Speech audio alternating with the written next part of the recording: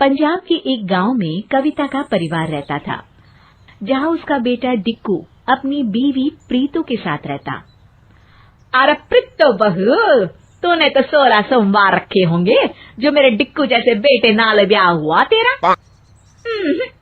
अरे मेरे नाल ब्याह करने के लिए तो बहुत से रिश्ते आए थे, वो तो डिक्कू को मैं पसंद थी तो मुझे करनी पड़ी शादी।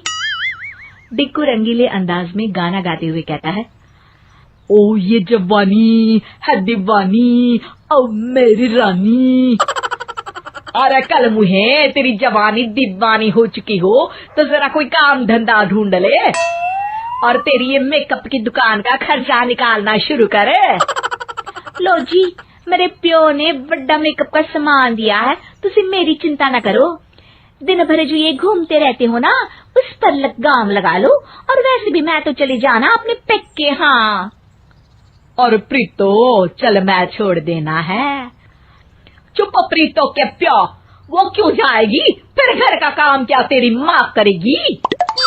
डिक्कू वहां से गाना गाते हुए चला जाता है। डिक्कू ना कोई काम करता न था, उल्टा सारा दिन घर से बाहर रहता। एक दिन डिक्कू कहता है, और प्रीतो मुझे एक नया फोन लेना था, लेकिन पैसे नहीं है। मेरे सारे दोस्त स्मार्टफोन यूज करते हैं, ते फेसबुक और इंस्टा में अकाउंट बनाते हैं। प्रीतो अपनी सोने की अंगूठी निकालकर डिक्कू को दे देती है। ओ ए गल, ये लो, तुसी कभी ऐ ना समझना कि तुसी कमाते नहीं हो, तो प्रीतो है ना, वो आपके लिए कुछ भी करेगी। हाँ। अगले दिन कविता की नजर प्रीतो की उंगली पर पड़ती है। अरे प्रीतो, तेरी अंगूठी कहाँ है? ओ मांडी काम करते वक्त अटकती थी, इसलिए उतार दिया था। कविता प्रीतो की बात मान जाती है। अगले दिन डिक्कू फिर प्रीतो के पास आता है। अरे प्रीतो, वो मेरे दोस्त की बहन है, उसकी शादी होने वाली है, लेकिन उसके पास कोई महंगे कपड़े नहीं है। एलो, इतनी सी बात। वो अलमारी से एक चमकता हुआ सलवार कुर्ता निकालकर डिक्कू को दे देती है। ये लो जी, ए दे देना उन्हें, उन लोगों को भी तो पता चले कि डिक्कू काम भले ना करे, लेकिन दिल बड़ा है। डिक्कू की आदतें अब बदल जाती हैं। वो कभी प्रीतो से कुछ मांगता तो कभी देर तक बाहर रहता और सारा दिन मोबाइल पर घुसा रहता।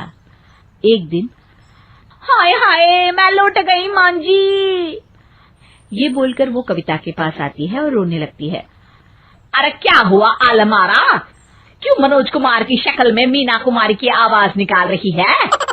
अरे माँ जी, तुम्हारे बेटे डिक्कू ने तो घर के बाहर दूसरी लड़की पटा रखी है।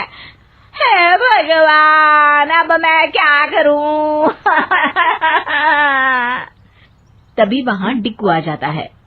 प्रीतो फिल्मी अंदाज में कहती है, हे मेरे प्राणनाथ, मैंने तुम्हें क्या समझा था और तुम क्या निकले? धोखा धोखा दे दिया अपनी प्रीतो को।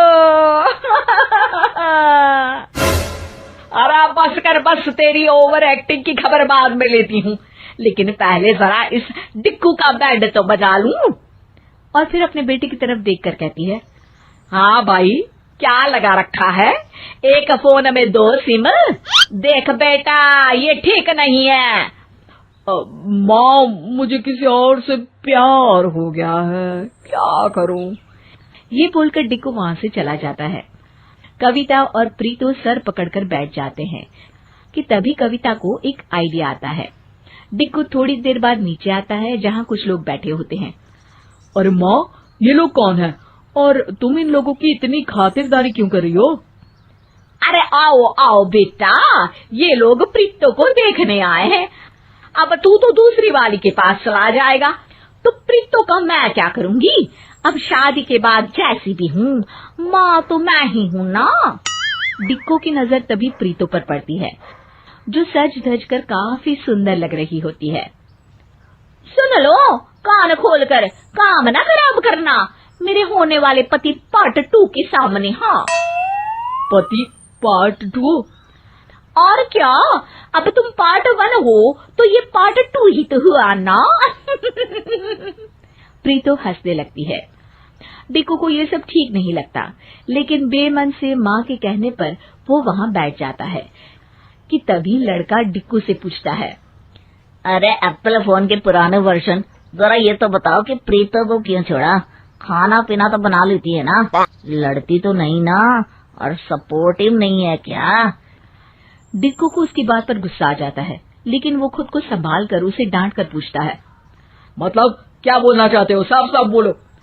अरे मतलब चालाक है प्रीतो, तुम्हारी जरूरत में क्या कभी तुम्हारा साथ नहीं दिया, तुम्हारी बात नहीं मानी, या फिर वो लड़का आगे कुछ बोलता कि डिक्कू को गुस्सा आ जाता है। ओए ओए, रूम के खटमल वाले बेड, सुन, उठा अपना बोरिया बिस्तर और निकल यहाँ से। प्रीतो एक बहुत अच्छी लड़की है, अपने से पहले मेरे बारे में सोचती है, मेरी हर झूठी बात को भी सच मानती है, और मेरे घर में हंसी खुशी का माहौल भी रखती है। बस बस भाई, अगर इतनी ही अच्छी है तो तू क्यों छोड़ता? अरे क्योंकि मेरा दिमाग खराब हो गया था, लेकिन अब नहीं, चलो भाग जाए यहाँ से। अरे डिक्कू, ये भाग जाएगा तो कौन शादी करेगा प्रीतो से? और वो नहीं जाएगी तो नहीं कैसे आएगी? माँ मुझे माफ कर दे, मैं गलत था। प्रीतो दुनिया की सबसे अच्छी लड़की है, निकम्मा तो मैं था, लेकिन फिर भी उसने मेरा साथ दिया। फिर वो प्रीतो के पास जाता है। मुझे माफ कर दे प्रीतो, मैं आगे से कहीं नहीं जाऊंगा। और फिर सारा परिवार पहले जैसे ही खुशहाल हो जाता है।